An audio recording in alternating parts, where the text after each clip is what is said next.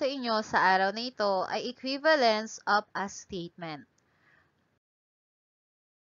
So, conditional statement, converse, inverse, and contrapositive. So, alamin natin kung ano yun yung mga statement na logically equivalent.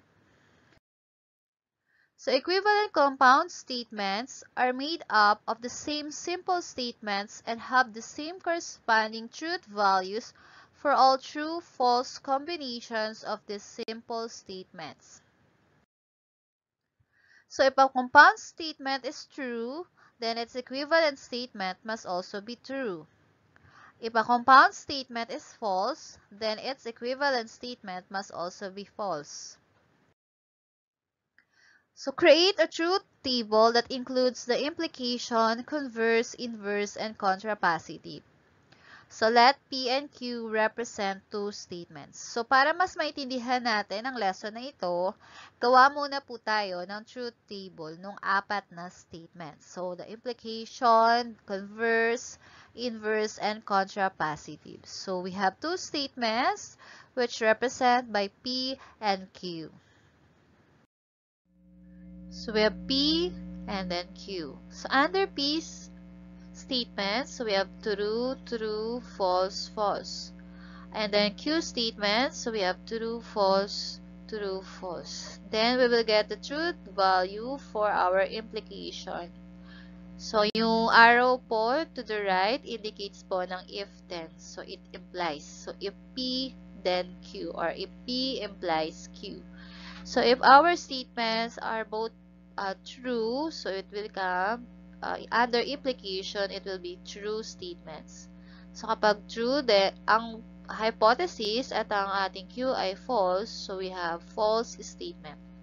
Kapag ang ating P ay false at ang ating Q ay true, so we have true statements.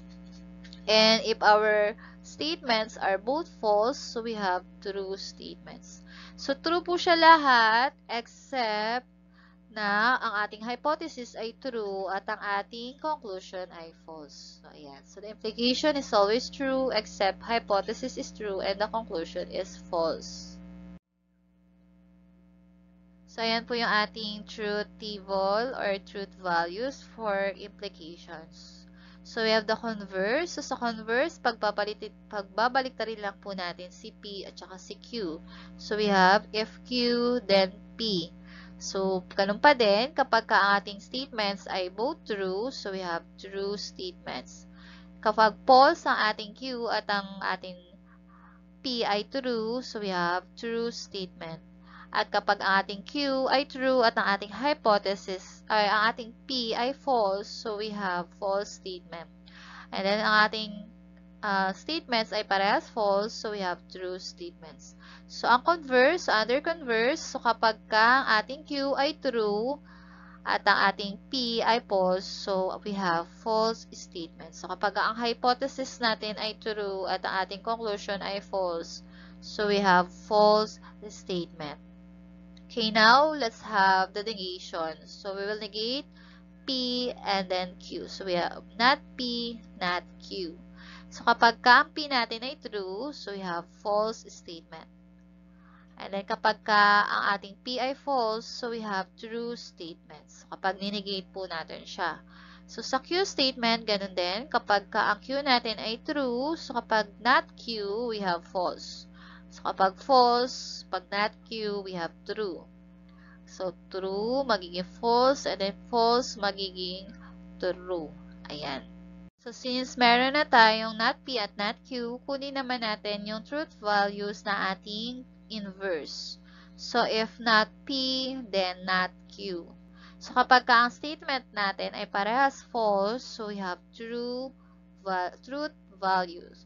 And then, kapag false ang not P at true ang not Q, we have true values. And kapag ang not P natin ay true at ang ating not Q ay false, so we have false statement. And kapag ang ating not P at not Q ay both true, so we have true statement. So, ganun pa rin, kapag ang ating not P ay true at ang ating not Q ay false, so we have false statement. And then, sa contrapositive naman, pagbabalik na rin lang natin si not P at si not Q. So, we have if not Q, then not P. So, pagka parehas false ang ating statement, sa negation, so we have true na statement. Kapag true ang ating not Q at false ang ating not P, so we have false statement. And then, kapag false ang ating not Q at true ang ating not P, so we have true statement. And kapag both true ang ating not P at not Q, so we have true statement. So, kung napapansin nyo, nagpo-false lang ang ating statement kapag ang ating hypothesis ay true at ang ating conclusion ay false. So, kung napapansin nyo, may mga instances na yung ating implication, converse, inverse, at contrapositive ay pare-parehas true statement. Ayan. So, wag po kayo magtataka kung may na-encounter kayo na yung apat ay puro true statement. So, meron po talagang pagkakataon na magiging ganun ang yung apat na yon. So, pare-para silang true. Kahit balik-balik na rin natin yung dalawang statement, pwede pa rin silang maging true kapag implication, converse, inverse, saka contra, positive. Ayan. So, pagmasdan natin yung truth values na ating implication, saka truth values na ating contra, positive. So, ano po ang inyong napapansin? So, kung napapansin nyo, yung truth values na ating implication at truth values ng ating contrapositive ay magkaparehas. So, ayan. So, kapag both true ang kanyang statement sa implication at true din sa contrapositive. Kapag true-false, so magiging false. Then true-false, so magiging false. So, P, then Q, so false-true, so true sa ating implication. And then, FT sa ating contrapositive. So, true statement pa din. So, pag both false, true. Pag both true, true.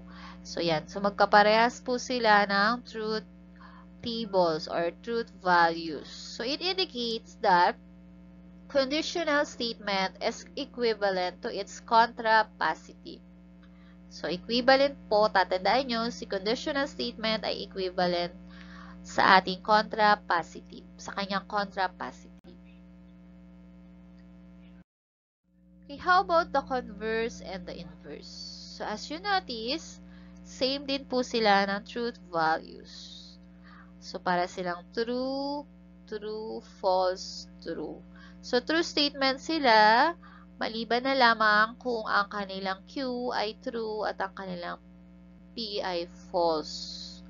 So, yan. So, not P and then not Q. So, true, false. So, false statement. So, it indicates that the converse statement is equivalent to the inverse statement. So, nakita nyo po na si conditional statement at si contrapositive ay logically equivalent. Then, si converse at si inverse ay logically equivalent. So, two statements are logically equivalent if they have the same truth table or truth values. So, kagaya kanina sa sinabi doon na if a compound statement is true, so dapat true din yung isang statement. And then, pag false, kailangan false din po yung isang statements. Ayun po. So, tatandaan nyo po siya. So, let's have an example. So, number 1. A rectangle has 4 sides. So, gawin natin siyang if-then. So, if a polygon is a rectangle, then it has 4 sides. So, i-analyze natin yung ating if-then statement. If a polygon is a rectangle, then it has 4 sides. So, ito po yung rectangle. At kung napapansin nyo, si rectangle ay merong 4 sides. So, it indicates that our if-then statement is a true statement. Okay, next. We have the converse. So, baliktarin natin si P tsaka si Q. So, we have, if a polygon has 4 sides, then it is a rectangle. So, tingnan natin tong mga figure na to. So, we have parallelogram and square. So, meron siyang 4 sides. So, polygon sila na merong 4 sides. Pero, hindi siya necessary na rectangle lang. So, merong parallelogram, merong square. So, ibig sabihin ng ating converse statement ay false. Okay, let's have the inverse. So, pag inverse, inenegate lang po natin si P tsaka si Q. So, magiging, if a polygon is not a rectangle, then it has no 4 sides. So, alamin natin kung true or false statement ito. So, meron tayo ditong parallelogram at a square. So, polygon sila, pero hindi sila rectangle. So, parallelogram at square. Then, it has no 4 sides. So, hindi ibig sabihin na ang polygon ay hindi rectangle ay hindi na siya 4 sides. So, si parallelogram at si square ay polygon, hindi rectangle, pero meron silang 4 sides. So, ibig sabihin ng ating inverse statement ay false. Kasi hindi porke hindi siya rectangle, hindi na siya 4 sides. So, si parallelogram at square ay isang polygon, pero meron silang 4 sides. So, ang ating inverse ay false statement. Okay, yung ating contrapositive, i-negate natin si Q, then si P. Or sa inverse, baliktarin natin si not P and not Q. So, we have, if a polygon has no 4 sides, then it is not a rectangle. So, si pentagon, meron siyang 5 sides. So, polygon siya na hindi 4 sides kasi 5 sides siya. So, si pentagon, hindi talaga siya rectangle kasi ang pangalan nga niya ay pentagon. So, ibig sabihin yung ating contrapositive ay true statement. Ayan. So, ang ating if then ay true, ang ating converse ay false, ang ating inverse ay false, ang ating contrapositive ay true. So, kung napapansin nyo, si if then statement ay may true statement, si contrapositive truth values, at si contrapositive ay may true na truth values. So, ibig sabihin, magkaparehas po sila. Logically equivalent. Kasi meron silang magkaparehas na truth value, which is true. Ayan. So, conditional statement is equivalent to is contrapositive. Kasi parehas sila ng truth value, which is true. Si converse at si inverse naman, magkaparehas na false.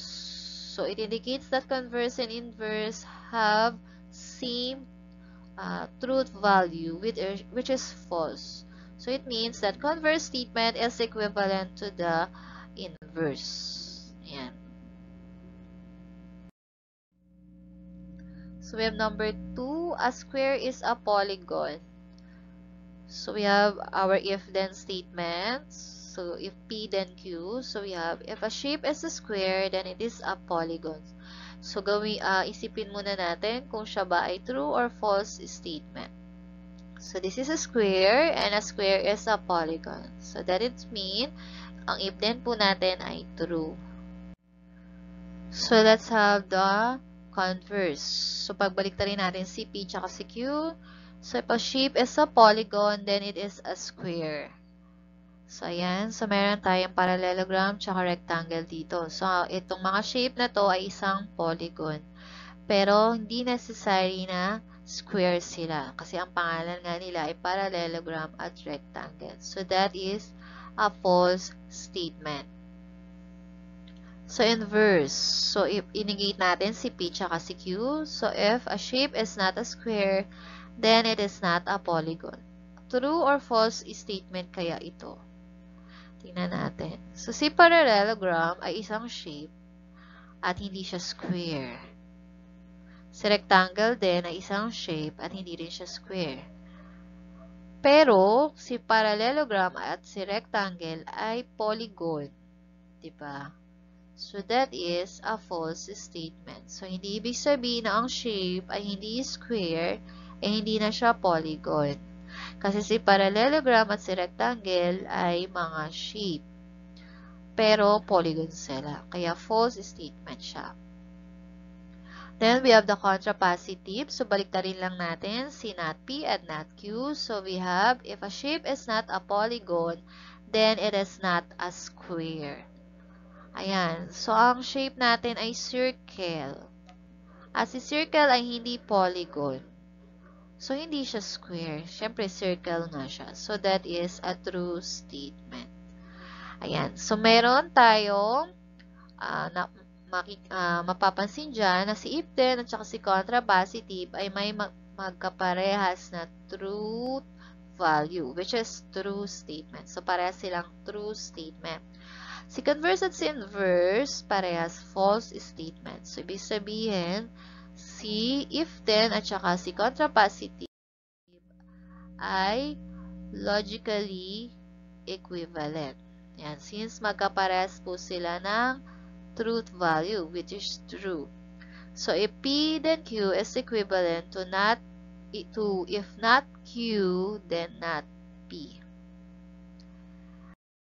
And then, si converse at si inverse, since magkaparehas sila ng truth value, which is false statement, false, which is false, so it means that converse statement is equivalent to inverse statement. So, if Q, then P is equivalent to if not P, then not Q. So, tandaan po nyo yan. So, number 3, all prime numbers are odd. So, ating if then, so if a number is prime, then it is odd.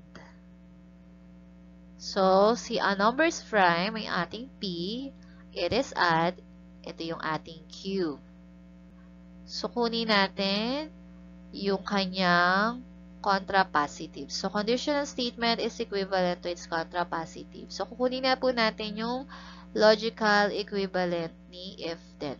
Kasi alam naman natin na si if then or si conditional statement ay equivalent to its contrapositive. So, if P then Q is equivalent to if not Q, then not P. So, inegate lang natin si Q at si P. Okay, so ang ating not Q ay a number is not odd at ang not P natin, it is not prime. So kapag sinulat natin siya as contrapositive, if a number is not odd, then it is not prime. So ang logically equivalent ng statement na if a number is prime, then it is odd, is if a number is not odd, then it is not prime. Kasi nga, si conditional statement ay equivalent sa kanyang contrapositive. So, kanina, ang ating P doon ay a number is prime at ang ating Q ay it is odd. So, if Q then P, so gawin natin siyang converse statement. So, if a number is odd, then it is prime. So, ito yung Q natin at ito yung ating P. So, a number is odd, so ito yung Q statement at si it is prime yung ating P statement. So, converse statement is equivalent to inverse statement. So, kunin na natin yung logically equivalent ni converse statement na if a number is odd, then it is prime. So, if Q, then P is equivalent to if not P, then not Q. So, ang ating not P, a number is not prime, at ang ating not Q, it is not odd. So, isulat natin siya as inverse. So, if a number is not prime, then it is not odd. So, yung statement natin na if a number is odd, then it is prime, is logically equivalent to the statement if a number is not prime, then it is not odd. Ayan. So, alam na natin na pag naghahanap tayo ng logical equivalent, so si converse equivalent kay inverse at si conditional statement ay equivalent sa kanyang contrapositive. So, try na natin siya. So, give the equivalent statement for the following. So, let's have number 1. If an angle is greater than 90 degree, then it is an obtuse angle. So, ano ating sagot? So, ang logically equivalent ng statement na if an angle is greater than 90 degree, then it is an obtuse angle. So, if an angle is not an obtuse angle, then it is not greater than 90 degree. Actually, yung ating dalawang statement, pagbabaliktarin lang natin at inenegate lang natin sila parehas para makuha natin yung logical equivalent niya. Okay, number 2. If you live in Camarin, then you live in Caloocan. So, ano ang logical equivalent ng statement number 2? So, baliktarin natin yung dalawang statement. So, magiging if you live in Caloocan, then you live in Camarin. Then, inegate natin siya. So, magiging if you do not live in Caloocan, then you do not live in Camarin. So, baliktarin nyo yung dalawang statement, then inegate nyo lang siya para makuha nyo yung kanyang logical equivalent. So, let's have number 3. I'll be good in math when I study hard. So, itong ating number 3 statement ay hindi siya nakasulat as if, P, then Q. But then, if-then statement siya. Since yung when ang ginamit as representation for the if word. So, para mas madali natin siyang kunin yung kanyang logical equivalent, i-transform natin siya as if, P, then Q. So, magiging if I study hard, then I will be good in math. So, para makuha natin yung kanyang logical equivalent, pagbaliktarin natin yung dalawang statement, then inegate natin siya. So, magiging if I'm not good at math, then I will not study hard. Ayan. So, number 4. Jillian will go to the store if MJ does the laundry. So, sa number 4, nauna si conclusion bago si hypothesis. Since may if does na word dyan, so it indicates the hypothesis. So, naka-if din naman siya. Yun nga lang, si if ay nasa middle. So, pwede natin siyang isulat as if P then Q para mas madali nating kunin si logical equivalent niya. So, magiging if MJ does the laundry, then Jillian will go to the store. So, may mga statement po na hindi nakasulat as if P then Q, pero if then, naka-if then form siya. Kumbaga, if then form din siya. Yun nga lang, pwede na lang natin siyang ayusin para mas madali. So, ganun ulit, pagbalik-tarin natin yung dalawang statement na MJ does the laundry, tsaka Jillian will go to the store. And then, inegate natin siya para makuha natin yung logical equivalent ng ating statement na if MJ does the laundry, then Jillian will go to the store. So, ating sagot, if Jillian will not go to the store, then MJ will not do the laundry. So, ganun lang po kadaling maghanap ng logical equivalent ng ating mga statement. So, tatandaan nyo, si conditional statement ay equivalent sa kanyang contrapositive at si converse statement ay equivalent sa kanyang inverse or equivalent sa inverse statement. So, to make it short, pag meron tayong dalawang statement na hahanapin natin yung kanyang logical equivalent, mas mabuting pagbaliktarin nyo na lang yung dalawang statement na yun and then inegate nyo siya para mas madali nyong makuha yung kanyang logical equivalent. So, sana po meron kayong natutunan sa araw na ito. Yun lamang po. Thank you for watching! Don't forget to like, share, comment, and subscribe to my channel. Until next time!